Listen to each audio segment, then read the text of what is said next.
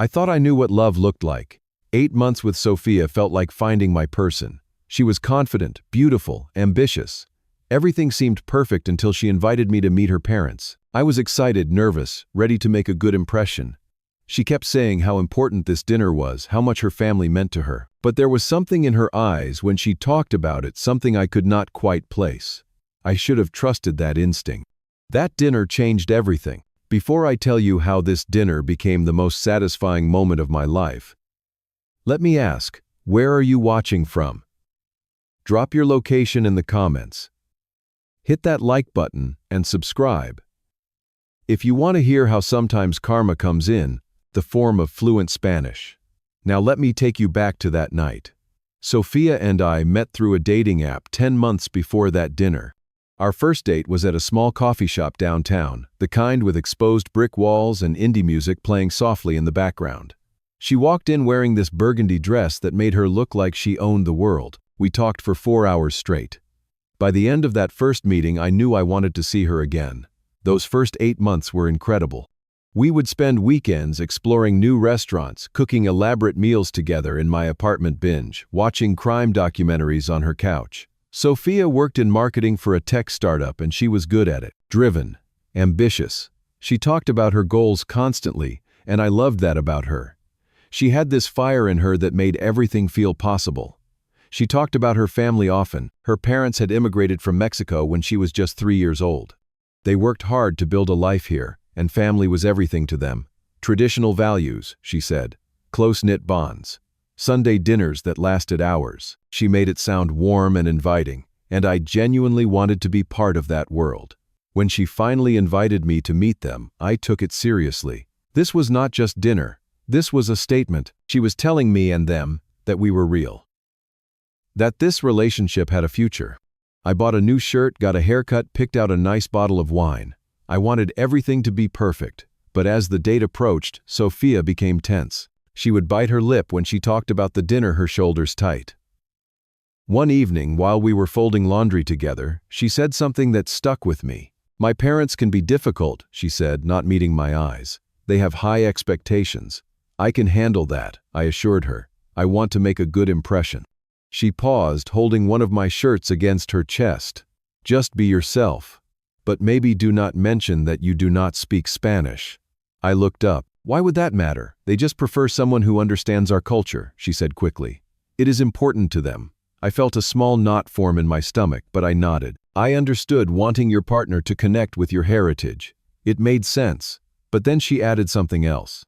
Whatever you do, just smile and nod. If they speak Spanish to each other, they switch back and forth sometimes. Do not make it weird. That felt odd. Why would it be weird to admit I did not understand? But I let it go. I trusted her. What Sophia did not know, what I had never mentioned because it never came up, was that I spoke Spanish fluently. Not just a few phrases, not textbook Spanish. Real conversational native-level Spanish. My mother was a Spanish teacher. She died when I was 16, but before that she made sure I grew up bilingual. We spoke Spanish at home every single day. She would read to me in Spanish, make me watch telenovelas with her, correct my grammar over breakfast. By the time I was 12, I could hold full conversations without thinking about it. Then, right after college, I took a job with a tech company that sent me to Madrid for 2 years. I lived there, worked there, dated there. My Spanish went from fluent to flawless. I picked up the slang, the rhythm, the cultural nuances that only come from immersion, but Sophia never asked. In all our time together, she never once said, "Do you speak any other languages?" It just never came up naturally, and honestly, I did not think it mattered. I spoke English with her. That was enough. Now, hearing her specifically tell me not to mention, I did not speak Spanish, a strange feeling crept over me. Why was she assuming I did not? Why did she want me to hide it if I did? I decided not to say anything. Something told me to wait and see how this played out. The night before the dinner, Sophia called someone while we were driving to pick up groceries. She spoke in rapid Spanish, her tone different from how she usually sounded. Sharper. Less careful. I caught one phrase clearly. Ya voy con el gringo. I am coming with the white guy. The word gringo hit me wrong. It was not necessarily an insult, but the way she said it, casual and dismissive, felt off. Like I was not Hayden. I was just the white boyfriend, the outsider. I kept my face neutral, pretending to focus on the road. She finished the call and immediately switched back to her sweet voice. "That was my mom," she said brightly. "She is so excited to meet you." I smiled. I am excited too, but that knot in my stomach pulled tighter. The Martinez house sat on a quiet street lined with old trees. It was a modest single-story home, with a well-kept lawn and flower beds along the walkway. The smell of cooking hit me the moment Sophia opened the door. Garlic, cumin, roasted peppers. It smelled incredible. "Mommy, Papi, we are here," Sophia called out. Her mother appeared first, wiping her hands on an apron. Carmen Martinez was a small woman with kind eyes and graying hair pulled back in a neat bun. She smiled warmly and greeted me in accented but clear English. "Hayden, welcome. We are so happy to have you." "Thank you so much for having me, Mrs. Martinez," I said, handing her the flowers I brought. "Your home is beautiful." She blushed, clearly pleased. "You are too kind."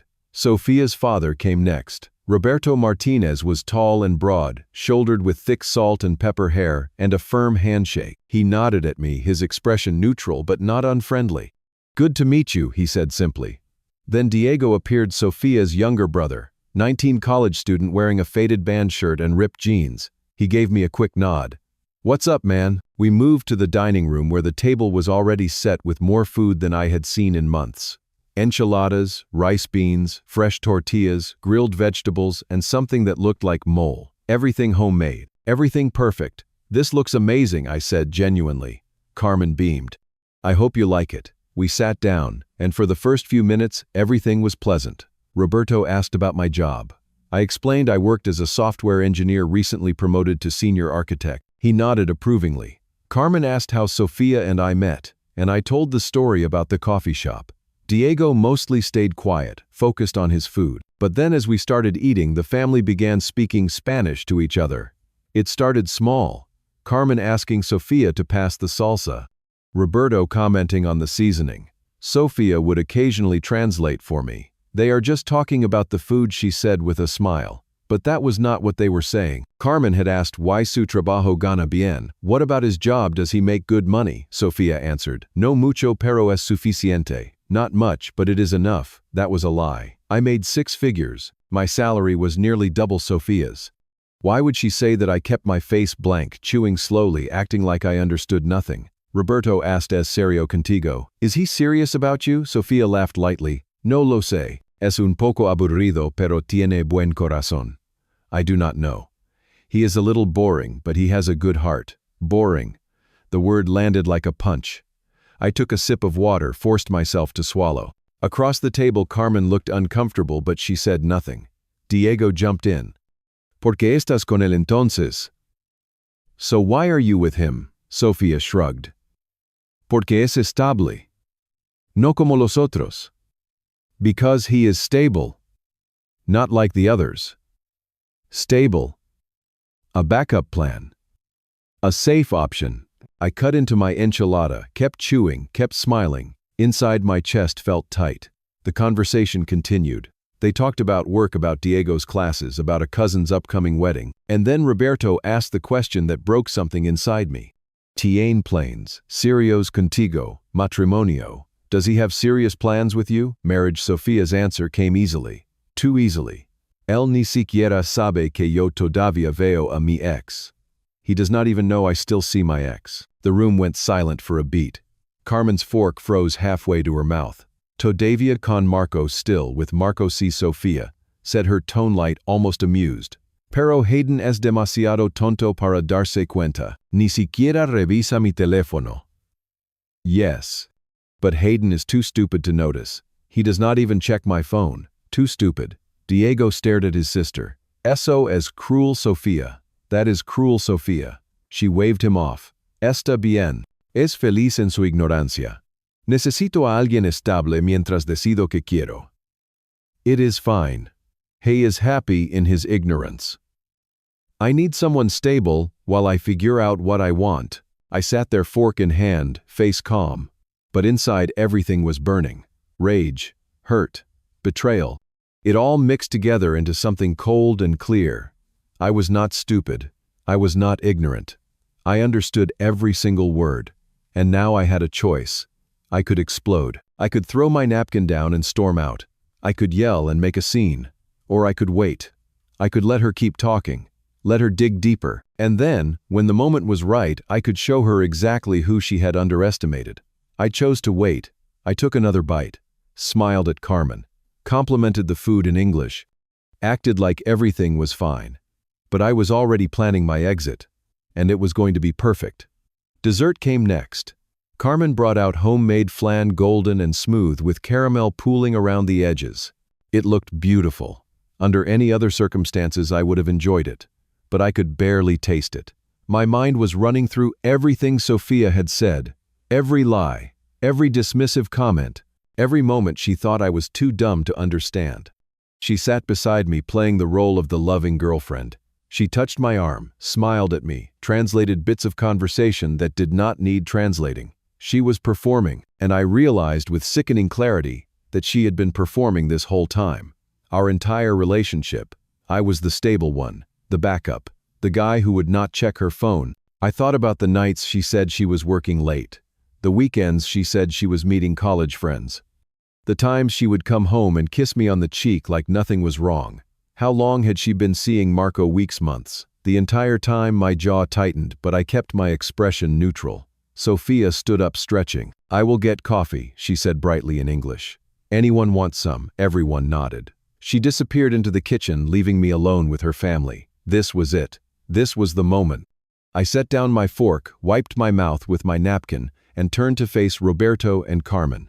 I took a breath, and then I spoke. In perfect, fluent Spanish. "Señor y señora Martínez, quiero agradecerles por su hospitalidad esta noche." "Mr. and Mrs. Martinez, I want to thank you for your hospitality tonight." The room went completely silent. Diego's eyes went wide. His mouth actually fell open. Carmen dropped her spoon. It clattered against her plate. Roberto stared at me, his face frozen in shock. From the kitchen I heard Sophia's footsteps stop. She appeared in the doorway, coffee pot in hand, her face drained of color. I did not look at her. I kept my focus on her parents. "Viví en Madrid durante 2 años y mi madre era profesora de español." I lived in Madrid for 2 years, and my mother was a Spanish teacher. Carmen's hand flew to her mouth. "Así que he entendido cada palabra esta noche." So I have understood every single word tonight. Sophia's voice came out strangled. "Hayden, I can explain." I held up one hand, still not looking at her. I continued in Spanish, my tone calm but firm. "Entiendo que soy aburrido, y el plan de respaldo." I understand that I am boring, and the backup plan. Roberto's face shifted from shock to something like shame. He would not meet my eyes. I turned slightly toward Carmen. "Pero hay algo que ustedes no saben." "But there is something you do not know." Carmen nodded slowly, her expression pained. "Dinos, tell us." I took a breath. This part was harder. Not because I was angry, but because I had to say it out loud. Make it real. "Sofía me dijo que trabajaba tarde 3 veces por semana. Pero ahora entiendo que estaba con Marco." Sophia told me she was working late 3 times a week, but now I understand she was with Marco. Carmen closed her eyes. Roberto's jaw clenched. "La semana pasada vi mensajes en su teléfono cuando lo dejo en mi apartamento. No quise creer lo que vi. Pensé que tal vez estaba malinterpretando. Last week I saw messages on her phone when she left it at my apartment. I did not want to believe what I saw. I thought maybe I was misinterpreting." Sophia's voice cracked. "Hayden, please." I finally looked at her. Her face was pale, her eyes wet. She looked terrified. "Good. Pero ahora sé que no estaba equivocado." But now I know I was not wrong. I turned back to her parents. "También les dijo que no gano mucho dinero. Eso no es verdad. Soy ingeniero senior de software. Gano más del doble que Sofía." She also told you I do not make much money. That is not true. I am a senior software engineer. I make more than double what Sophia makes. Roberto's eyes widened. He looked at his daughter, disbelief written across his face. "Ella les dijo que no tengo ambition. Pero acabo de recibir una promoción a arquitecto senior. Dirijo un equipo de 12 personas." She told you I have no ambition. But I just received a promotion to senior architect. I lead a team of 12 people. Carmen whispered something under her breath. A prayer maybe. Or a curse. No le conté porque nunca me pregunto. Estaba demasiado ocupada controlando la narrativa. I did not tell her because she never asked. She was too busy controlling the narrative. Diego let out a low whistle. Damn. Sophia was crying now openly. You do not understand. It is not what it sounds like. I switched to English, my voice steady. I understand perfectly. You wanted someone stable while you figured out what you really wanted. And you thought I was too stupid to ever find out. She shook her head frantically. No, that is not. You called me boring. You said I was too dumb to check your phone. You lied to your parents about who I am. My voice did not rise. I did not yell. I did not need to.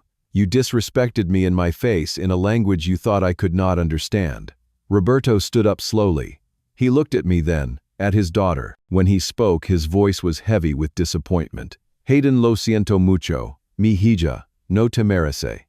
Hayden, I am so sorry. My daughter does not deserve you. Those words hit harder than anything Sophia had said. Her own father was taking my side. I stood up, straightening my shirt. I looked at Carmen. Gracias por la cena. La comida estuvo deliciosa, y ustedes merecen una hija más honesta. Thank you for the dinner. The food was delicious, and you deserve a more honest daughter. Carmen reached out and squeezed my hand. Her eyes were filled with tears. Lo siento tanto. I am so sorry. I nodded. Then I turned to Sophia. She was standing there, mascara running down her cheeks, hands shaking. I will have your things packed by tomorrow, I said in English, clear and final. You can pick them up any time. Hayden, please, we can talk about this. Her voice was desperate now. There is nothing to talk about. You made yourself very clear tonight. I shook Roberto's hand. He gripped it firmly, nodding with respect. I nodded at Diego, who gave me a small salute. Then I walked to the door. Sophia followed me, grabbing my arm. Please do not do this. I made a mistake. I can fix this. I gently removed her hand from my arm. You did not make a mistake, Sophia. You made a choice. You chose to lie. You chose to disrespect me. You chose Marco. Those were not accidents. I love you, she sobbed. I looked at her for a long moment. Once that would have meant something. Once I would have believed her. No, I said quietly. You do not. I walked out the door, down the steps, across the lawn. The cool night air hit my face, and I took a deep breath. My hands were steady. My heart was calm. When I reached my car, I looked back at the house. Sophia stood in the doorway, silhouetted by the warm light from inside, crying. Her mother stood behind her, a hand on her shoulder. I did not feel satisfaction. I did not feel revenge. I just felt free. I got in my car, started the engine, and drove away. The next morning I woke up early. I packed Sophia's things methodically: clothes, toiletries, the books she left on my shelf, the coffee mug she always used. I put everything in boxes, taped them shut, stacked them by the door. It did not hurt as much as I thought it would. Maybe because I had already grieved the relationship the night before. Or maybe because I finally saw it for what it really was. She texted me 17 times that day, called 9 times. I did not block her number, but I did not answer either. There was nothing left to say. The first week was hard. Not because I missed her, but because I kept replaying the lies, wondering what else she had lied about, wondering how long it had been going on. It felt like peeling back layers of a wound, discovering new damage underneath. But I did not let myself spiral. I threw myself into work. My team had a major project launching, and I poured every ounce of energy into making it succeed. I stayed late. I solved problems. I led. I reconnected with friends I had neglected while dating Sophia. My buddy Marcus invited me to play basketball on Wednesday nights. I said yes. My coworker Jenna asked if I wanted to join her book club. I said yes to that too. I started going to the gym every morning before work, not to punish myself, but because it felt good to do something just for me, to push my body and clear my mind. I cooked meals for myself, real meals, pasta with homemade sauce, grilled chicken with roasted vegetables. I set the table, poured a glass of wine, and ate slowly. I was learning how to be alone without being lonely.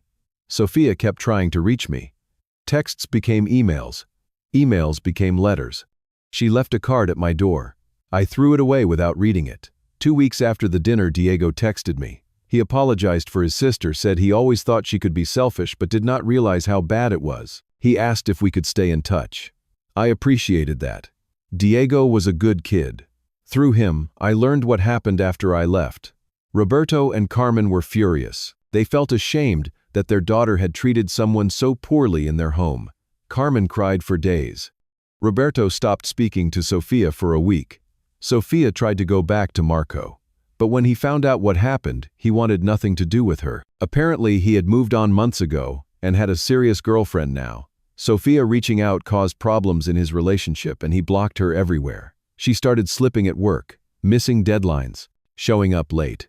Her boss put her on a performance improvement plan. She was so consumed by the fallout from that dinner that she could not focus on anything else. I did not feel happy hearing this. I did not feel vindicated or smug. I just felt neutral. She made choices. Now she was dealing with the consequences. That was not my problem anymore. 3 months after the dinner, I ran into Carmen at the grocery store. I was picking out apples when I heard someone say my name. I turned, and there she was, smaller than I remembered, holding a basket of vegetables. "Hayden," she said softly. "Mrs. Martinez." I nodded. She stepped closer, her eyes searching my face. "¿Cómo estás? How are you?" "Estoy bien," I answered honestly. "I am good." She smiled sadly. "Me alegro." I am glad. We stood there for a moment in the produce section, surrounded by the hum of shoppers and the beep of cash registers. "I want to apologize," she said, switching to English. "For my daughter, for what she did in my home. I raised her better than that, or I thought I did." "It is not your fault," I said gently. "We all make our own choices." Her eyes filled with tears. She reached out and hugged me quick and tight. When she pulled back, she said, "Algún día encontrarás a alguien que vea tu valor." "Someday you will find someone who sees your worth." "Gracias," I said. "I hope Sofia finds her way too." Carmen nodded, wiping her eyes. "You are a good man, Hayden. Do not let this make you bitter." "I would not," I promised. And I meant it. She squeezed my hand one more time, then walked away, her basket swinging gently at her side. That night I thought about everything that had happened, the betrayal, the lies. The moment I chose to speak up instead of staying silent, I realized something important. Being hurt does not mean you have to hurt back. Walking away with dignity is not weakness, it is strength. I learned that you should never make someone your priority when you are only their option. That respect starts with how you treat yourself, not how others treat you. I learned that sometimes the kindest thing you can do is let someone go, not out of anger, but out of self-respect. Sofia taught me what I did not want, and that was valuable too. Now 6 months later, I am still single, but I am not lonely.